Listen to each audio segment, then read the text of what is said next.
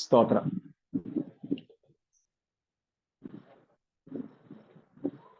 ദൈവത്തിൻ്റെ പരിശുദ്ധമായ നാമത്തെ വാഴ്ത്തുന്നു. ആഗതരായ എല്ലാ ദൈവദാസന്മാർക്കും എല്ലാ വിശുദ്ധന്മാർക്കും ക്രിസ്തീയ വന്ദനങ്ങളെയും ഞാൻ അറിയിക്കുന്നു. കർത്താവിൻ്റെ തിരുസന്നിധിയിൽ നാം ഒരുമിച്ച് ആയിരിക്കുന്നത് ദൈവത്തിന് മഹത്വകരമായി തീരട്ടെ എന്ന് ആഗ്രഹിക്കുന്നു. ലൈറ്റിന്റെ പ്രശ്നം ഉണ്ടോ? കുഴപ്പമില്ല. ഓക്കെ.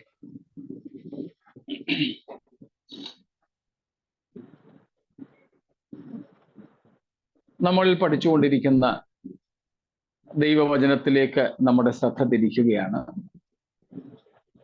പ്രിയ ബാബുവങ്കലിനും ഇതുവരെ അധ്യക്ഷത വഹിപ്പാൻ കർത്താവ് കൃപ ചെയ്തല്ലോ. ഇന്നും ക്ലാസ് കഴിയുമ്പോൾ ഞാനങ്ങ് ഇറങ്ങും, ബാക്കി ബാബുവങ്കൽ ചെയ്തോളും. നമ്മൾ ഒരുമിച്ച് പഠിച്ചുകൊണ്ടിരിക്കുന്നത് സഭയും മഹാപീഡനവും എന്ന വിഷയമാണ്. അതിൽ ദൈവസഭാ മഹാപീഡനത്തിലൂടെ പോകുമെന്നും അല്ല, അതിൻ്റെ മധ്യത്തിങ്കൽ സഭ എടുത്തുകൊള്ളപ്പെടുമെന്നും ഒക്കെ വിശ്വസിക്കുന്നവരുണ്ട്, പഠിപ്പിക്കുന്നവരുണ്ട്. അതിൽ നമ്മൾ കണ്ടുകൊണ്ടിരുന്നത് സഭാ മഹാപീഡനത്തിലൂടെ പോകും എന്ന് പഠിപ്പിക്കുവാൻ, ഉപദേശിക്കുവാൻ അവർ എടുക്കുന്ന ചില പ്രത്യേക ഭാഗങ്ങളുണ്ട്. അതിൽ ഒന്നായിരുന്നു 70 ആഴ്ചവട്ടങ്ങൾ ഇസ്രായേലിന് വേണ്ടി ദൈവം നിയമിച്ചത് ഇടയ്ക്ക് വിടവൊന്നുമില്ലാതെ തുടർച്ചയായി തന്നെ അത് അവസാനിച്ചു എന്ന ഒരു ഭാഗം. എന്നാൽ നമ്മൾ അതേപ്പറ്റി കഴിഞ്ഞ ദിവസങ്ങളിൽ പഠിച്ചു വരികയായിരുന്നു. അതിൽ നിന്നും നമുക്ക് മനസ്സിലാക്കുവാൻ കഴിഞ്ഞത്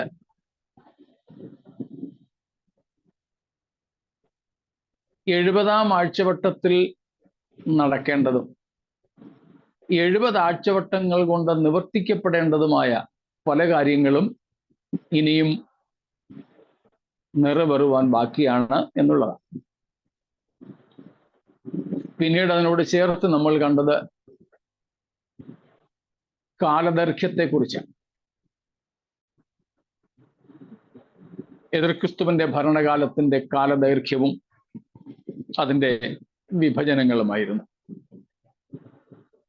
പ്രത്യേകിച്ച് ദാനിയേലിന്റെയും വെളിപ്പാടിന്റെയും പുസ്തകങ്ങളിൽ നിന്ന് അത് 7 വർഷം എന്ന ഒരു കണക്ക്, 3.5 വർഷങ്ങൾ വീതമുള്ള 2 ഭാഗങ്ങളായി നാം അതിനെ കാണുകയുണ്ടായി. നമ്മൾ ഇന്നലെ വരെ പഠിച്ച വിഷയങ്ങളിൽ എന്തെങ്കിലും സംശയങ്ങൾ ഉണ്ടെങ്കിൽ ചോദിക്കാമല്ലോ.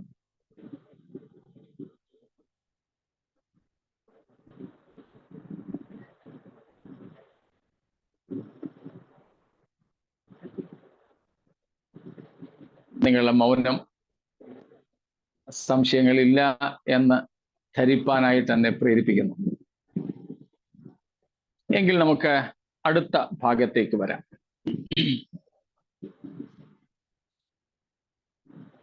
വീണ്ടും അവരുന്നയിക്കുന്ന ക്രിസ്തു തൻ്റെ സഭയെ ചേർക്കുവാൻ മഹാപീഡനത്തിന് ശേഷമേ വരൂ എന്ന് പഠിപ്പിക്കുന്നവർ ഉന്നയിക്കുന്ന മറ്റ് ചില വാദങ്ങൾ കൂടെ നമുക്ക് നോക്കാം. അതിലൊന്നാണ് യോഹന്നാന്റെ സുവിശേഷം 16-ാമത്തെ അധ്യായത്തിൽ നമ്മൾ കാണുന്ന യേശു ക്രിസ്തുവിന്റെ വാഗ്ദത്തമെന്നോ മുന്നറിയിപ്പെന്നോ നമുക്ക് വിളിക്കാം. 16-ന്റെ 33-ാമത്തെ വാക്യത്തിൽ അറിയാവുന്നതാണെങ്കിലും വായിക്കാം. നിങ്ങൾക്ക് എന്നിൽ സമാധാനം ഉണ്ടാകേണ്ടതിന് ഇത് നിങ്ങളോട് സംസാരിച്ചിരിക്കുന്നു. ലോകത്തിൽ നിങ്ങൾക്ക് കഷ്ടമുണ്ട്, എങ്കിലും ധൈര്യപ്പെടുവിൻ, ഞാൻ ലോകത്തെ ജയിച്ചിരിക്കുന്നു എന്ന് പറഞ്ഞു.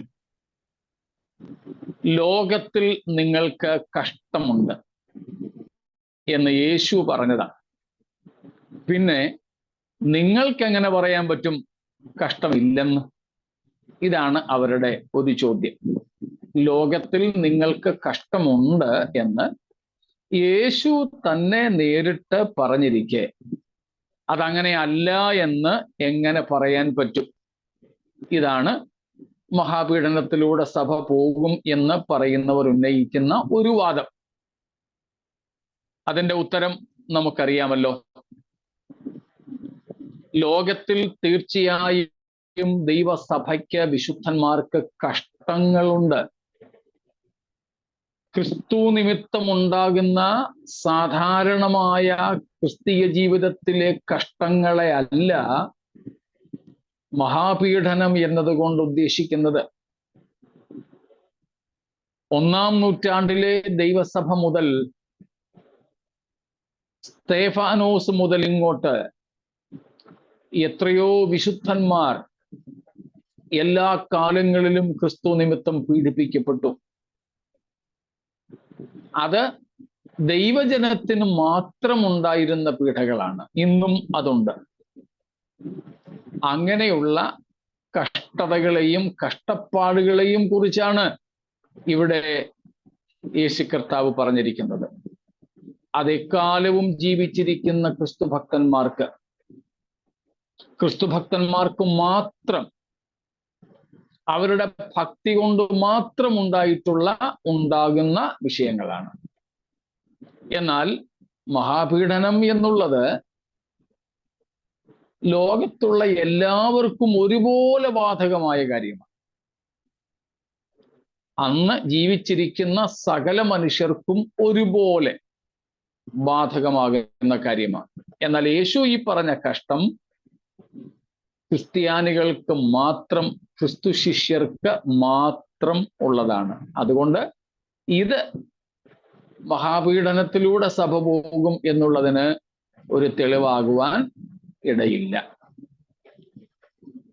മറ്റൊന്ന്, അപ്പോസ്തല പ്രവൃത്തികൾ 14:22, ആക്ട്സ് 14:22, 14:22 അപ്പോസ്തല പ്രവൃത്തികൾ. വിശ്വാസത്തിൽ നിലനിൽക്കണമെന്നും നാം അനേകം കഷ്ടങ്ങളിൽ കൂടി ദൈവരാജ്യത്തിൽ കടക്കേണ്ടതാകുന്നു എന്നും പ്രബോധിപ്പിച്ച് ശിഷ്യന്മാരുടെ മനസ്സ് ഉറപ്പിച്ചു പോന്നു. പൗലോസും ബർന്നബാസും ആദ്യ മിഷണറി യാത്ര പോയി തിരികെ വരുന്ന ഒരു സംഭവമാണ്. അവരുടെ ആദ്യ മിഷണറി യാത്രയിൽ സ്ഥാപിച്ച സഭകളെ ഉറപ്പിക്കുന്ന, ധൈര്യപ്പെടുത്തുന്ന പ്രബോധന വാക്കുകളാണിത്. ഇങ്ങനെ അനേകം കഷ്ടങ്ങളിലൂടെ നാം ദൈവരാജ്യത്തിൽ കടക്കേണ്ടതാകുന്നു. ഇതും നമ്മളിപ്പോൾ യോഹന്നാൻ 16:33 കണ്ടതുപോലെ തന്നെ ഈ ലോക ജീവിതത്തിൽ വെച്ച് ക്രിസ്ത്യാനികൾ എന്ന നിലയിൽ, യേശുവിൻ്റെ ശിഷ്യരെന്ന നിലയിൽ സഹിക്കേണ്ട കഷ്ടതകളെ കുറിച്ചാണ് പറയുന്നത്. ഇതും മഹാപീഡനവുമായി ബന്ധമില്ല. മുമ്പ് പറഞ്ഞ അതേ കാര്യം തന്നെ. മഹാപീഡനം കേവലം ദൈവമക്കളെ മാത്രം ബാധിക്കുന്ന ഒന്നല്ല, അത് ലോകത്തുള്ള എല്ലാവർക്കും വരുന്നതാണ്. അതിന്റെ ചില കാര്യങ്ങൾ കൂടെ ഇതിന് ശേഷം നമുക്ക് നോക്കാം. മൂന്നാമതൊരു വാക്യം 1 തെസ്സലോനിക്കർ 3:3. 1 തെസ്സലോനിക്കർ 3:3. കഷ്ടം അനുഭവിപ്പാൻ നാം നിയമിക്കപ്പെട്ടിരിക്കുന്നു എന്ന് നിങ്ങൾ തന്നെ അറിയുന്നുവല്ലോ. കഷ്ടം അനുഭവിപ്പാൻ നാം നിയമിക്കപ്പെട്ടിരിക്കുന്നു. ഇതും അവർ ദൈവം നിയമിച്ചതാണ്. പിന്നെ ഇല്ലെന്ന് പറയാൻ, അല്ലെങ്കിൽ അതിൽ നിന്ന് ഒഴിവാകാൻ നിങ്ങൾക്ക് എങ്ങനെ സാധിക്കും? ഈ കഷ്ടതകളും ഇതുവരെ പറഞ്ഞ 2 കഷ്ടതകളോട് യോജിച്ച് നിൽക്കുന്നതാണ്. മറ്റൊന്നാണ് 2 തിമോത്തിയോസ് 3:12. 2 Timothy 3:12. എന്നാൽ ക്രിസ്തുവേശുവിൽ ഭക്തിയോടെ ജീവിപ്പാൻ മനസ്സുള്ളവർക്കെല്ലാം ഉപദ്രവം ഉണ്ടാകും. സ്തോത്രം. ക്രിസ്തുവേശുവിൽ ഭക്തിയോടെ ജീവിപ്പാൻ മനസ്സുള്ളവർക്കെല്ലാം ഉപദ്രവമുണ്ടാകും. പെർസിക്യൂഷൻസിനെ കുറിച്ച്, ക്രിസ്തീയ പീഡകളെ കുറിച്ചാണ് ഇവിടെയും പറയുന്നത്. ക്രിസ്തീയ പീഡകൾ. എന്നാൽ മഹോപദ്രവം എന്നുള്ളത് ക്രൈസ്തവ പീഡ എന്നതിൽ നിന്നും വ്യത്യസ്തമാണെന്ന് നമ്മൾ കാണുന്നല്ലോ. ഇങ്ങനെയുള്ള ചില വാക്യങ്ങൾ കഷ്ടതകളെ കുറിച്ച് പറയുന്നത്, ഉപദ്രവങ്ങളെ കുറിച്ച് പറയുന്നത് ഇവരെടുത്തിട്ട് നമുക്ക് പീഡകളിലൂടെ കടന്നു പോകണം എന്ന ഉപദേശം തരികയാണ് ചെയ്യുക. എന്നാൽ അങ്ങനെയല്ല. ഇതിൽ നിന്നും വ്യത്യസ്തമായി മഹാപീഡനത്തിന്റെ ഒരു സൂചന നമുക്ക് നോക്കാം. മത്തായി 24-ാമത്തെ അധ്യായം, മത്തായി 24-ാം അധ്യായത്തിന്റെ 21-ാമത്തെ വാക്യം. ലോകാരംഭം മുതൽ ഇന്നുവരെയും സംഭവിച്ചിട്ടില്ലാത്തതും ഇനി മേൽ സംഭവിക്കാത്തതുമായ വലിയ കഷ്ടം അന്ന് ഉണ്ടാകും.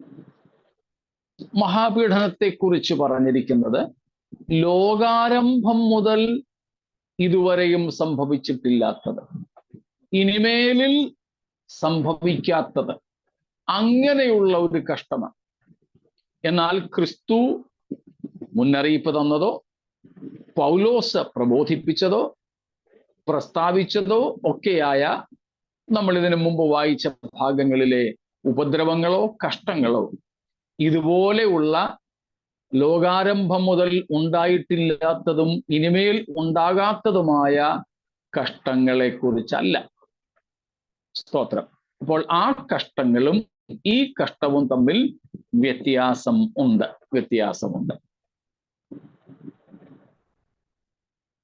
വെളിപ്പാട് 7:14 വാക്യം. വെളിപ്പാട് 7:14.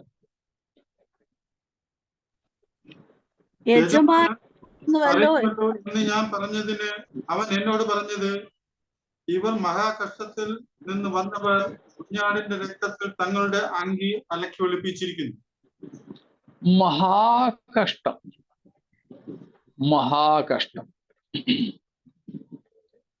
ഇവർ മഹാകഷ്ടത്തിൽ നിന്ന് വന്നവർ. എന്നാൽ യേശുക്രിസ്തു പറഞ്ഞതോ പൗലോസും അപ്പോസ്തലന്മാരും പറഞ്ഞതോ ഈ മഹാകഷ്ടത്തെ കുറിച്ചല്ല. സ്വാഭാവികമായി ക്രിസ്തുഭക്തന്മാർക്ക് ഉണ്ടാകുന്ന കഷ്ടങ്ങളെ കുറിച്ചാണ്. മഹാകഷ്ടത്തെ കുറിച്ചല്ല. അതാണ് ഗ്രേറ്റ് ട്രിബുലേഷൻ എന്ന പദം നാം അവിടെ കാണുന്നത്. Great tribulation, മഹാകഷ്ടം.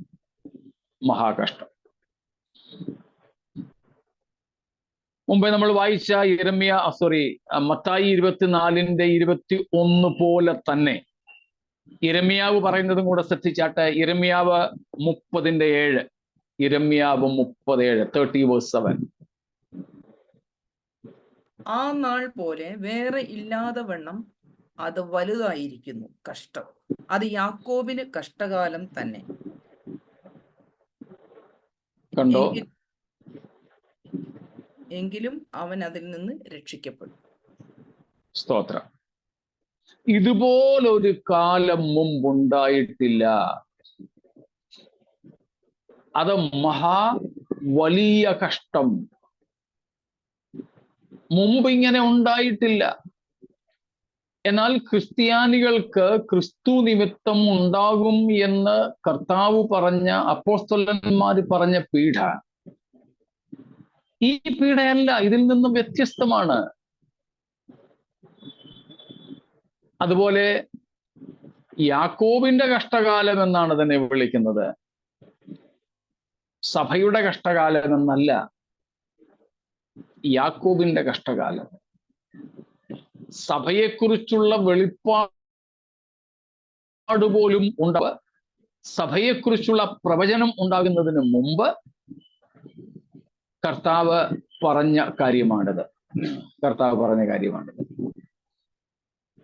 ഇതുപോലെ ഒരു കാലം മുമ്പ് ഉണ്ടായിട്ടില്ല. ഇതുപോലൊരു കാലം ഇതിനു മുമ്പ് ഉണ്ടായിട്ടില്ല. അതുപോലെ ഇതിനെ വിളിക്കുന്ന മറ്റൊരു പേരുണ്ട്. ദാനിയേൽ 12-ന്റെ 1-ാമത്തെ വാക്യം. ദാനിയേൽ 12-ന്റെ 1. ആ കാലത്ത് നിന്റെ സ്വജാതിക്കാർക്ക് തുണ നിൽക്കുന്ന മഹാപ്രഭുവായ മീഖായേൽ എഴുന്നേൽക്കും. ഒരു ജാതി ഉണ്ടായത് മുതൽ ഈ കാലം വരെ സംഭവിച്ചിട്ടില്ലാത്ത കഷ്ടകാലം ഉണ്ടാകും. കണ്ടോ എങ്ങനെയുള്ള കഷ്ടകാലമാണ്? അതൊരു കാലഘട്ടമാണ്. യേശു കർത്താവ് നമുക്കുണ്ടാകുമെന്ന് പറഞ്ഞ ആ കഷ്ടത അതൊരു കഷ്ടകാലമല്ല, ഒരു കാലഘട്ടത്തിലുണ്ടാകുന്ന പ്രയാസങ്ങളല്ല. അത് ഒരു പ്രത്യേക സമയത്തേക്ക് നിയമിതമായ കഷ്ടതകളല്ല.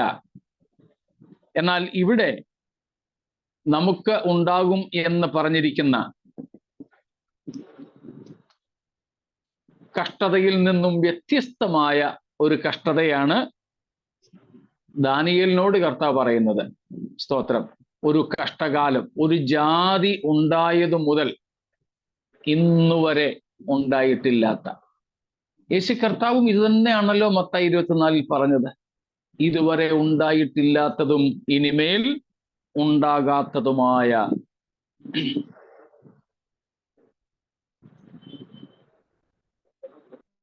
മനസ്സിലാവുന്നുണ്ടല്ലോ? സ്തോത്രം. ഇത് കൂടാതെ അവരുന്നയിക്കുന്ന മറ്റ് ചില സംഗതികളുണ്ട്.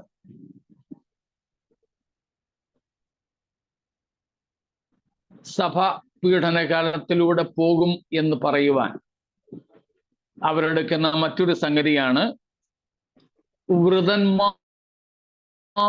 ശുദ്ധന്മാർ എന്ന പ്രയോഗം. മത്തായി 24-ന്റെ 22, 31.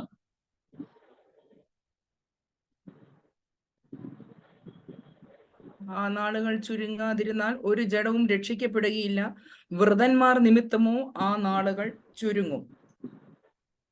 വൃതന്മാർ, ഇംഗ്ലീഷിൽ എനിക്കൊന്ന് ചോസൺ വൺസ് എന്നാണ് കൊടുത്തിരിക്കുന്നത്. വൃതന്മാർ നിമിത്തം. അപ്പോൾ ഇവര് അല്ലേ ചോസൺ വൺസ് എന്നല്ലേ?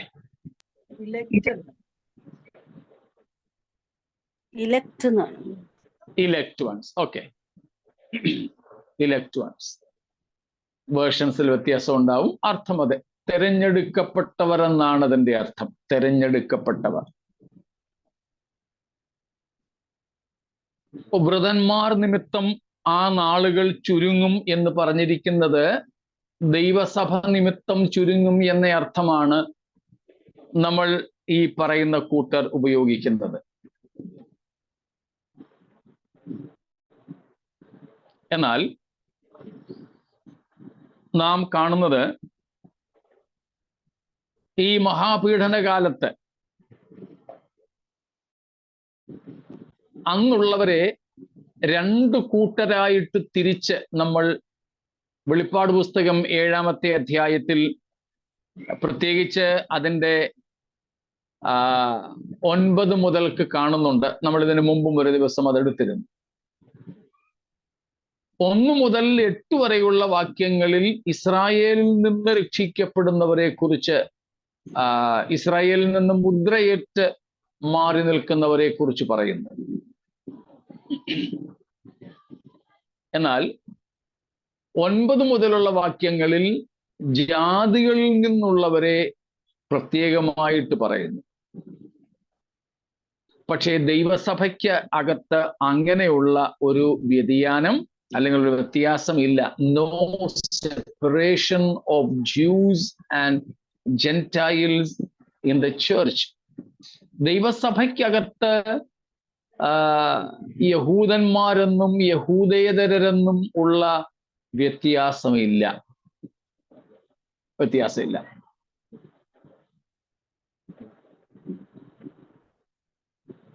എന്നാൽ വൃതന്മാർ എന്ന് പറയുന്നതിൽ അവിടെ ഉദ്ദേശിക്കുന്നത് ദൈവത്തിന്റെ തെരഞ്ഞെടുക്കപ്പെട്ട ജനത്തെയാണ്. Elect ones, chosen ones. വൃതന്മാർ എന്ന് പറഞ്ഞാൽ തെരഞ്ഞെടുക്കപ്പെട്ടവരെന്നാണ്. അത് വേദപുസ്തകം പൊതുവെ ഉപയോഗിക്കുന്നത് ഇസ്രായേലിന് വേണ്ടിയാണ്, യഹൂദന്മാർക്ക് വേണ്ടിയാണ്. തെരഞ്ഞെടുക്കപ്പെട്ടവരെന്നോ വൃതന്മാരെന്നോ ഉള്ള പ്രയോഗം. അങ്ങനെയാകുമ്പോൾ ഇവിടെ വൃതന്മാർ നിമിത്തം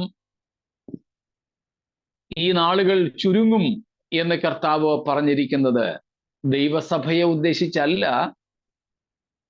തെരഞ്ഞെടുക്കപ്പെട്ട, ദൈവം തെരഞ്ഞെടുത്ത യഹൂദനെ, ഇസ്രായേലിനെ സംബന്ധിച്ചാണ്. സ്തോത്രം. കേൾക്കാമല്ലോ? ശബ്ദത്തിന് കുഴപ്പമില്ലേ? ഓക്കെ, സ്തോത്രം. മറ്റൊരു പ്രധാനപ്പെട്ട സംഗതി,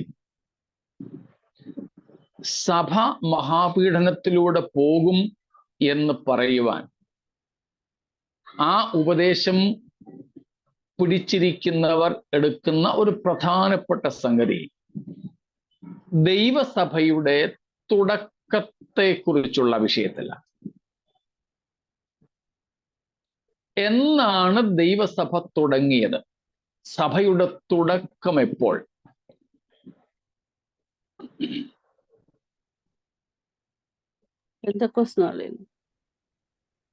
പെന്തക്കോസ്ത് നാളിൽ.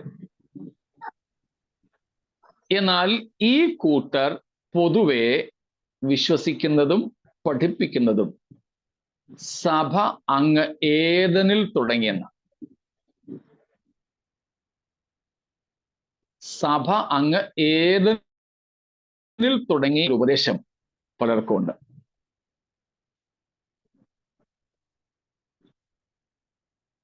സമയം ലാഭിക്കാൻ വേണ്ടി ആ നിലയിൽ പറയുന്ന മറ്റൊരു ഉപദേശവും കൂടെ പറയാം. മഹാപീഡനത്തിലൂടെ സഭ പോകും എന്ന് വിശ്വസിക്കുന്നവർ പഠിപ്പിക്കുന്ന മറ്റൊരു കാര്യമാണ് സഭയും ഇസ്രായേലും ഒന്നാണ് എന്ന്. അപ്പോൾ സഭ ഏദനിൽ തുടങ്ങി എന്നുള്ള പഠിപ്പീര്, ഇസ്രായേലും സഭയും ഒന്നാണ് എന്ന പഠിപ്പീര്, സഭ ഇസ്രായേലിന്റെ തുടർച്ചയാണ് എന്ന പഠിപ്പീര്. മറ്റൊരു പഠിപ്പീരാണ് സഭ ഇസ്രായേലിന്റെ തുടർച്ചയാണെന്ന്.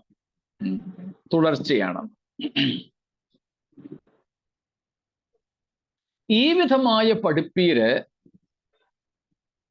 സഭ മഹാപീഡനത്തിലൂടെ പോകും എന്ന് വിശ്വസിക്കുവാൻ അവരെ പ്രേരിപ്പിക്കും.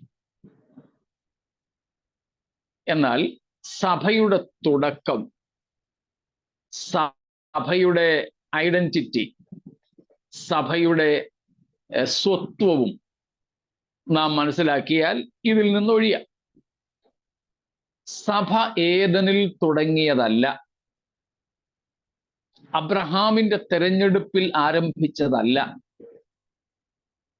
ഇസ്രായേൽ രാഷ്ട്രപ്പിറവിയിൽ തുടങ്ങിയതല്ല.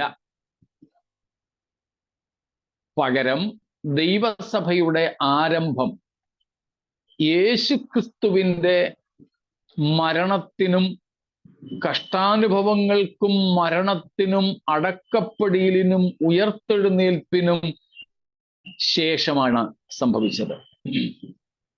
അല്പവും കൂടെ പറഞ്ഞാൽ ദൈവസഭയുടെ സ്ഥാപനം, the establishment of the church began only after Christ's birth, ministry, passion, crucifixion, resurrection, and ascension unto glory. വ്യക്തതയോടെ മനസ്സിലാക്കണേ, സഭയുടെ തുടക്കം, ക്രിസ്തു സഭയുടെ തുടക്കം വേറെ ഒരു സമയത്തുമല്ല. യേശുവിൻ്റെ ജനനം, ശുശ്രൂഷ, കഷ്ടാനുഭവങ്ങൾ, യേശുവിൻ്റെ ക്രൂശീകരണം, ഉയർത്തെഴുന്നേൽപ്പ് പോരാ, തേജസ്കരണം. ക്രിസ്തുവിൻ്റെ തേജസ്കരണത്തിനും ശേഷമാണ് ദൈവ സഭയുടെ തുടക്കം. വെറുതെ പറഞ്ഞാൽ പോരല്ലോ. എങ്ങനെയാണ് നാം അത് മനസ്സിലാക്കുന്നത്? സ്തോത്രം. ദൈവസഭയുടെ മൂലക്കല്ല്, ദ ചീഫ് കോർണർ സ്റ്റോൺ, അതാണല്ലോ, മൂലക്കല്ലാണല്ലോ ഒരു വീടിൻ്റെ ഏറ്റവും ആദ്യത്തെ പണി.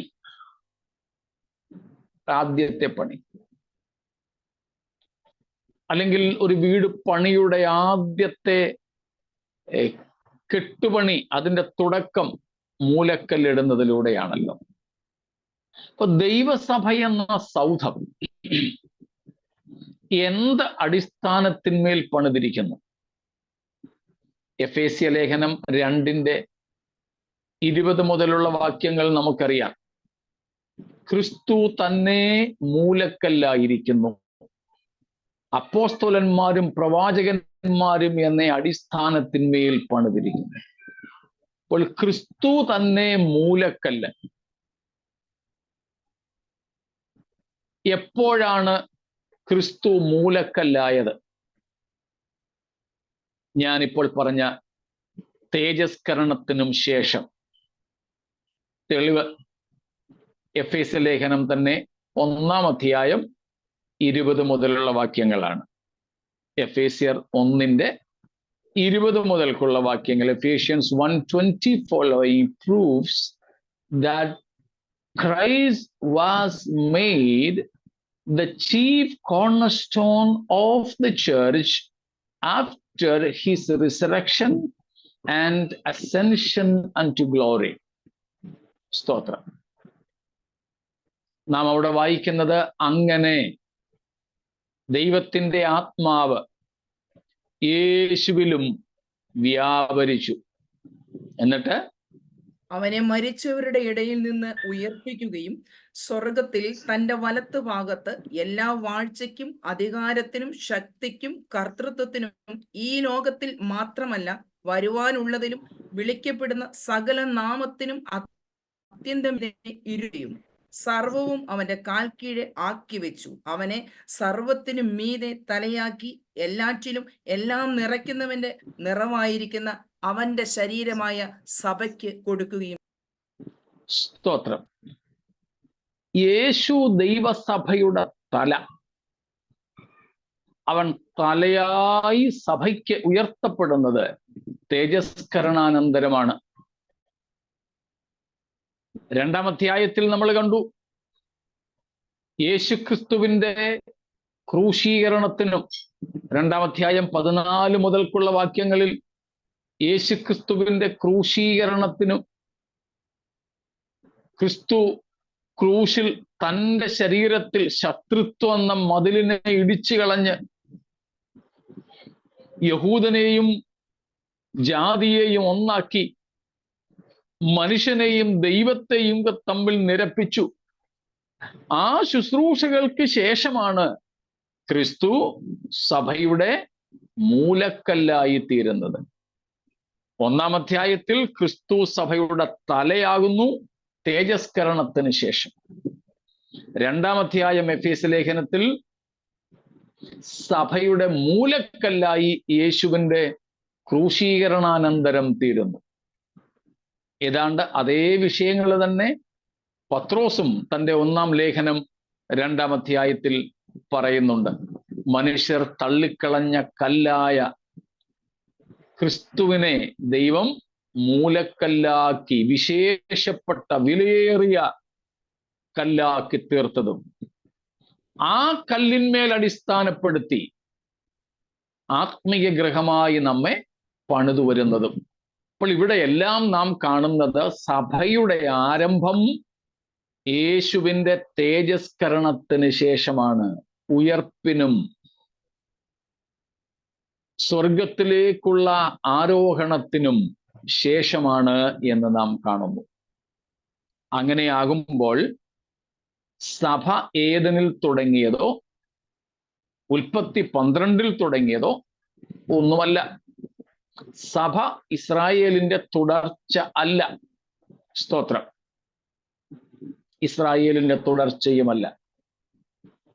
കാരണം യേശുക്രിസ്തു സഭയെക്കുറിച്ച് ആദ്യമായി പറയുകയാണ് മത്തായി 16:18. അവിടെ എന്താ പറയുന്നത്?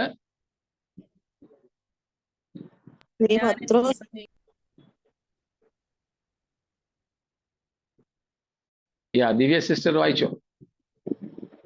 നീ പത്രോസ് ആകുന്നു, ഈ പാറമേൽ ഞാൻ എന്റെ സഭയെ പണിയും, പാതാള ഗോപുരങ്ങൾ അതിനെ ജയിക്കില്ല എന്ന് ഞാൻ നിന്നോട് പറയുന്നു. അതുകൊണ്ട് അവിടെ കർത്താവ് പറയുന്നത് ഭാവികാല പ്രയോഗമായിട്ടാണ്. ഞാൻ എൻ്റെ സഭയെ പണിയും. ഭാവികാല പ്രയോഗം. ഉള്ള ഒന്നിനെ കുറിച്ചല്ല, ഉണ്ടാകുവാനിരിക്കുന്ന ഒന്നിനെ കുറിച്ച്. I will build my church. In a future tense, I will build. ഞാൻ ഭാവിയിൽ പണിയും. സ്തോത്രം. അപ്പോൾ പണിയുന്നതിൻ്റെ ഒന്നാമത്തെ ഭാഗമാണ് മൂലക്കല്ല്, മുഖ്യമായ മൂലക്കല്ല്. അത് ക്രിസ്തു തന്നെയാണ്. അവൻ ആ മൂലക്കല്ലായി തീരുന്നത് തേജസ്കരണത്തിന് ശേഷമെന്നും കണ്ടു. അപ്പോൾ അതുവരെ ഇല്ലാതിരുന്ന ഒന്നിനെ, അതുവരെ ആർക്കും അറിയാതിരുന്ന ഒന്നിനെ യേശു കർത്താവ് വെളിപ്പെടുത്തുന്നു. അപ്പോൾ സഭ ഇസ്രായേലിന്റെ തുടർച്ച അല്ല.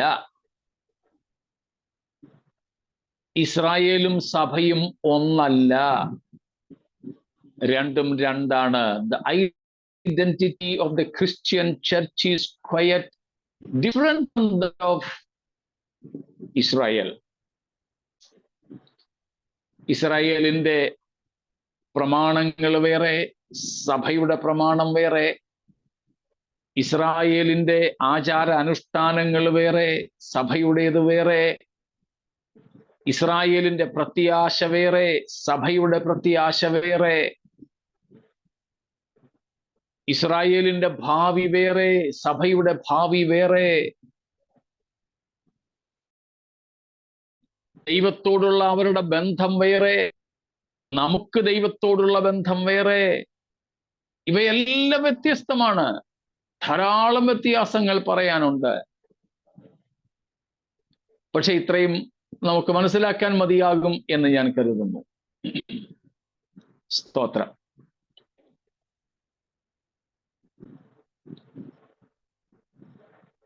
അപ്പോൾ ദൈവസഭയുടെ തുടക്കം ക്രിസ്തുവിന്റെ തേജസ്കരണത്തിന് ശേഷം. അപ്പോസ്തല പ്രവൃത്തികൾ 2-ാം അധ്യായത്തിലേക്ക് വന്നാൽ, സ്തോത്രം,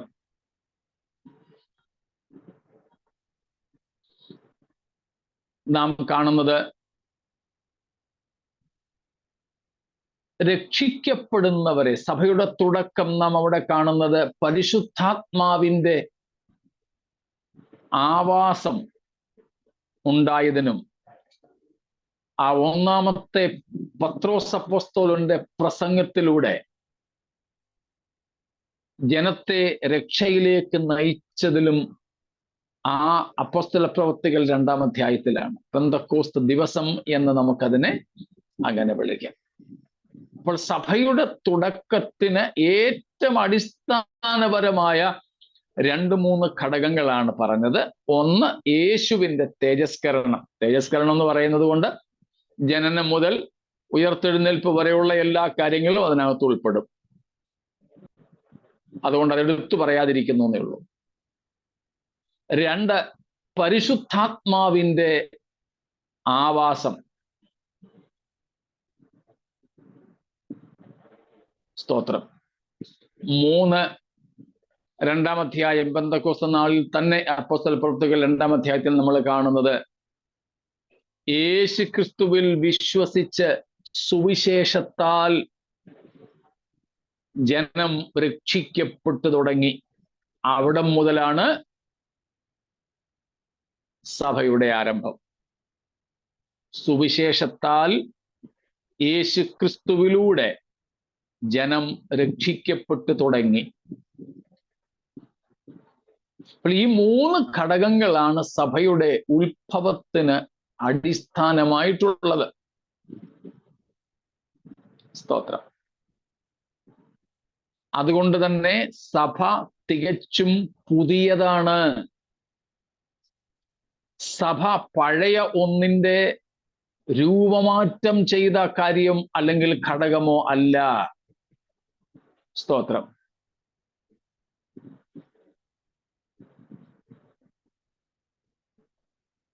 ഇത്രയും കാര്യങ്ങൾ മനസ്സിലായോ? സ്തോത്രം.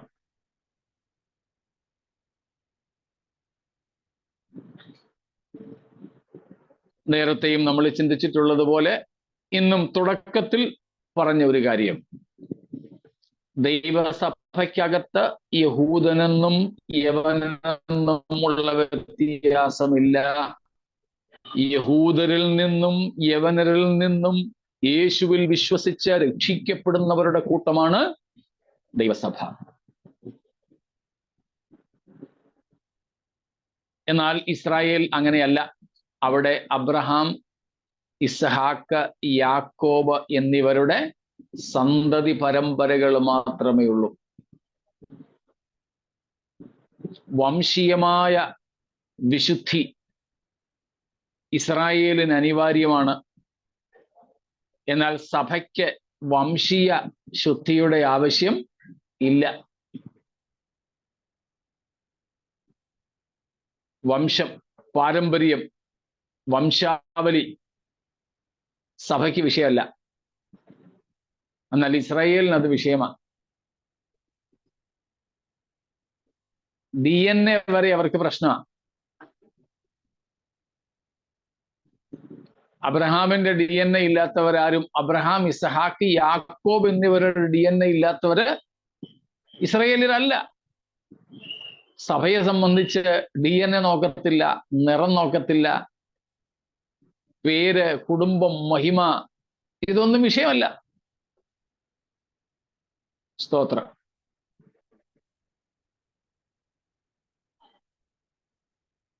ഇത്രയും കാര്യങ്ങള് വ്യക്തമാണോ?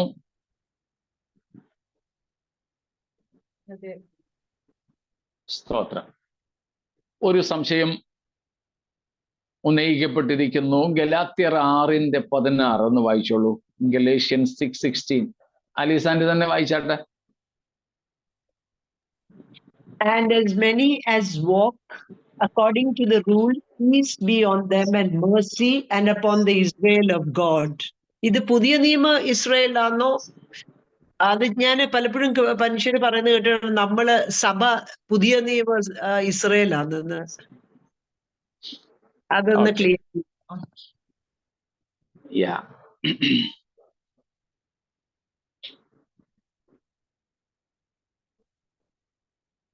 ഇവിടെ പറയുന്നത് ദൈവത്തിൻ്റെ ഇസ്രായേലിനും, ഇത് അക്ഷരീയ ഇസ്രായേലിനെ കുറിച്ച് തന്നെയാണ് പൗലോസ് പറയുന്നത്. കേട്ടായിരുന്നോ? ഇടയ്ക്കൊന്ന് സ്റ്റക്കായിരുന്നു തോന്നുന്നു. സ്റ്റക്കായില്ല. ഓക്കെ. ദൈവത്തിൻ്റെ ഇസ്രായേൽ എന്നിവിടെ ഉദ്ദേശിക്കുന്നത് ഇസ്രായേലിനെ കുറിച്ച് തന്നെ നമുക്ക് മനസ്സിലാക്കുവാനായിട്ട് സാധിക്കും. ഈ പ്രമാണം അനുസരിച്ച് നടക്കുന്ന ഏവർക്കും അത് നമ്മെ ഉദ്ദേശിക്കുന്നു. ദൈവത്തിന്റെ ഇസ്രായേലിനും എന്നുള്ളത് ഇസ്രായേലിനെ കുറിച്ചും ഉദ്ദേശിക്കുന്നുവെന്ന് നമുക്ക് മനസ്സിലാക്കാം.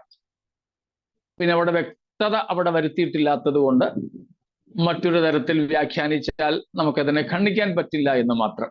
ഓരോരുത്തരും അതിനെ മനസ്സിലാക്കുന്നത് പോലെ ആകട്ടെ എന്ന് പറഞ്ഞു വിടാനേ നമുക്ക് സാധിക്കുള്ളൂ.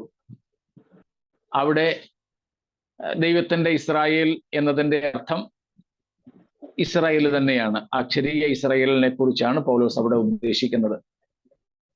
കാരണം ന്യായപ്രമാണവും ഇസ്രായേലും ഒക്കെ ആയിട്ടുള്ള കാര്യങ്ങളാണ് അവിടെ പറഞ്ഞു വരുന്നത്. അപ്പോൾ ഇസ്രായേൽ മക്കൾക്ക് ദൈവം കൊടുത്ത ന്യായപ്രമാണങ്ങൾ അനുസരിച്ചെങ്കിലേ നീതീകരണവും രക്ഷയും സാധ്യമാകൂ എന്ന ഒരു ഉപദേശത്തിലേക്ക് ഗലാത്യ സഭകൾ വീണുപോയപ്പോൾ പൗലോസ് അവരെ ഉപദേശിക്കുന്നു. എന്നാൽ പൗലോസ് പറഞ്ഞിട്ടുണ്ടല്ലോ, ഞാൻ യഹൂദനെ നേടേണ്ടതിന് യഹൂദനെ പോലെ. അതുകൊണ്ട് സ്പർദ്ധ ജനിപ്പിക്കുവാൻ പൗലോസ് ആഗ്രഹിക്കാതെ ദൈവത്തിന്റെ ഇസ്രായേലിനും സമാധാനം ഉണ്ടാകട്ടെ എന്ന് അവിടെ പ്രാർത്ഥിച്ച് അല്ലെങ്കിൽ ആശംസിച്ച് നിർത്തുന്നു.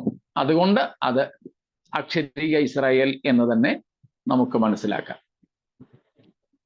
ഈ പറഞ്ഞതുപോലെ ദൈവസഭയെ പുതിയ നിയമ ഇസ്രായേൽ എന്ന് വിളിക്കാറുണ്ട്. നമ്മുടെ ആൾക്കാർ പൊതുവെ പറയാറുണ്ട്. പറയുന്നതിൽ അതിൽ തന്നെ തെറ്റ് നമുക്ക് പറയാൻ ഒക്കത്തില്ല. പഴയ നിയമത്തിൽ ഇസ്രായേൽ ജനത്തെ ദൈവം തിരഞ്ഞെടുത്ത് തൻ്റെ സ്വന്തം ജനമാക്കി വെച്ചിരുന്നത് പോലെ നമ്മളെ ഇന്ന് കർത്താവ് തൻ്റെ സ്വന്തം ജനമാക്കി തീർത്തിരിക്കുന്നു എന്നൊക്കെയുള്ള അർത്ഥം ഉദ്ദേശിച്ചാകാം അങ്ങനെ പറയാറുള്ളത്. ആ പറച്ചിൽ കൊണ്ട് മാത്രമായിട്ട് അതിലൊരു പ്രയാസം നമ്മളെ കാണുന്നില്ല. അതുകൊണ്ട് അങ്ങനെ പറയുന്ന എങ്കിൽ ആകട്ടെ, എന്നാൽ അങ്ങനെ പറയാതിരിക്കുന്നതാണ് നല്ലത്. പുതിയ നിയമ ഇസ്രായേൽ എന്ന് പകരം ദൈവസഭ എന്ന് തന്നെ പറയുന്നതാണ് കൂടുതൽ ഉത്തമം.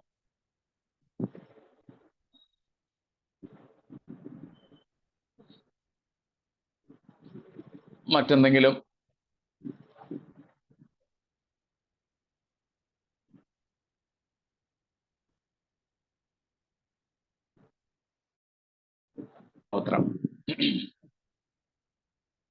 ഓക്കെ.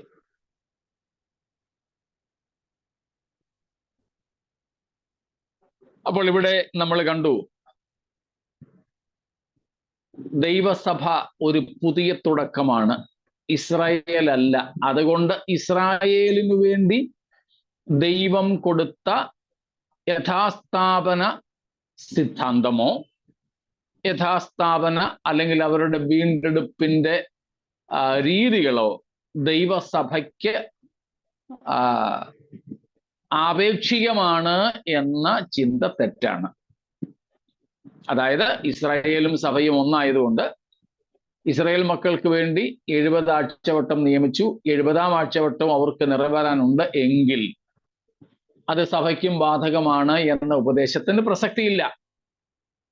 കാരണം സഭയും ഇസ്രായേലും രണ്ടും രണ്ട്. അവർക്കുള്ള വാഗ്ദത്തം വേറെ, നമ്മുടെ വാഗ്ദത്തം വേറെ. അവരുടെ വേറെ, നമ്മുടെ പ്രമാണം വേറെ. ആ നിലയിലാണ് പറഞ്ഞത്. സ്തോത്രം. നമ്മൾ പല പ്രാവശ്യം ചിന്തിച്ചിട്ടുള്ളൊരു കാര്യമാണ്, വേദപുസ്തകത്തിലെ വാഗ്ദത്തങ്ങളെ അവകാശമായി പറയുമ്പോൾ പോലും നാം പാലിക്കേണ്ട ഒരു നിയമം. ഇസ്രായേലിനോടുള്ള വാഗ്ദത്തങ്ങൾ അവർക്ക് കൊടുത്തേരെ അതിന് പങ്കുപറ്റാൻ നമ്മൾ പോകേണ്ട. സ്തോത്രം. ഇത്രയും കാര്യങ്ങൾ മനസ്സിലേക്കാണമല്ലോ.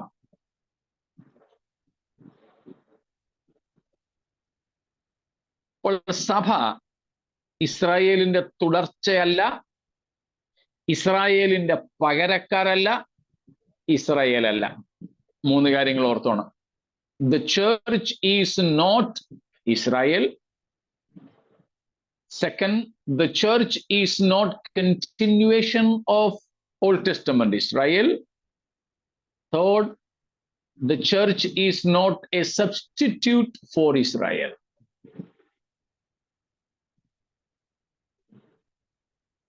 പഴയ നിയമ ഇസ്രായേൽ അല്ല ദൈവസഭ. സഭ ഇസ്രായേലിന്റെ തുടർച്ചയല്ല. 3, ഇസ്രായേലിന് പകരക്കാരുമല്ല.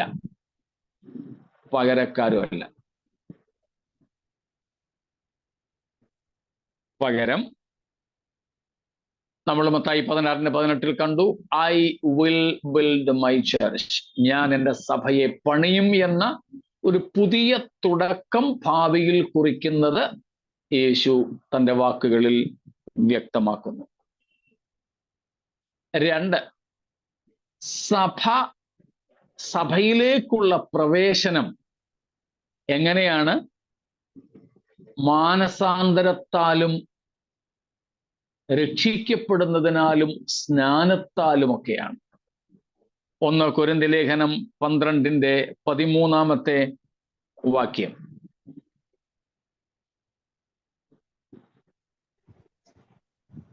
യഹൂദന്മാരോ യവനന്മാരോ ദാസന്മാരോ സ്വതന്ത്രരോ നാം എല്ലാവരും ഏക ശരീരമാകുമാർ ഒരേ ആത്മാവിൽ സ്നാനമേറ്റും എല്ലാവരും ഒരേ ആത്മാവിന് പാനം ചെയ്തുമിരിക്കുന്നു. The baptism in the Holy Spirit is the very thing that makes you and me part of the church. അപ്പോസ്തലപ്രവൃത്തികൾ 2-ാം അധ്യായത്തിൽ നമ്മൾ വായിക്കുന്നു, മാനസാന്തരം രക്ഷിക്കപ്പെടുന്നവരെ ദൈവം സഭയോട് ചേർത്തുകൊണ്ടിരുന്നു.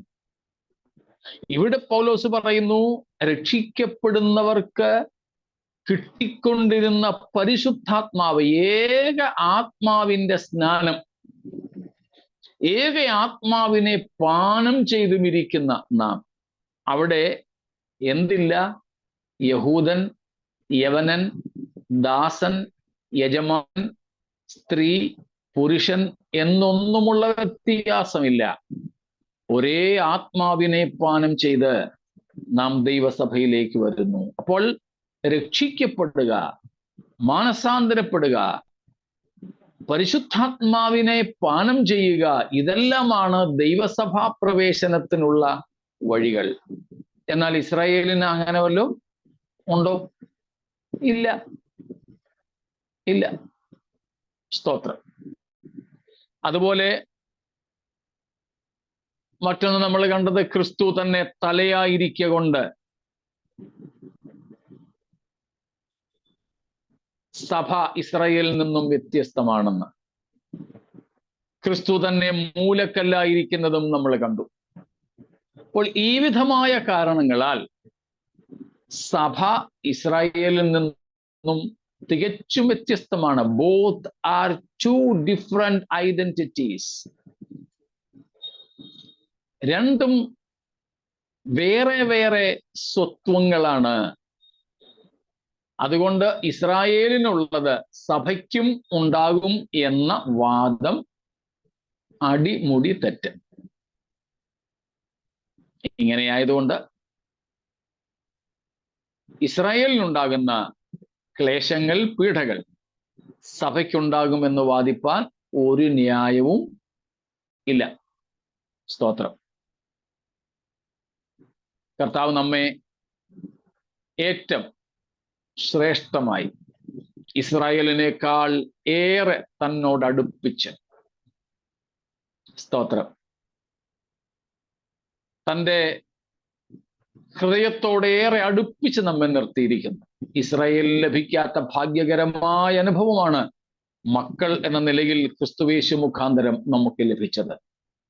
ആ ശ്രേഷ്ഠകരമായ പദവിയുടെ ധാരാളം അവകാശങ്ങൾ ഉണ്ട്. അതിലൊന്നാണ്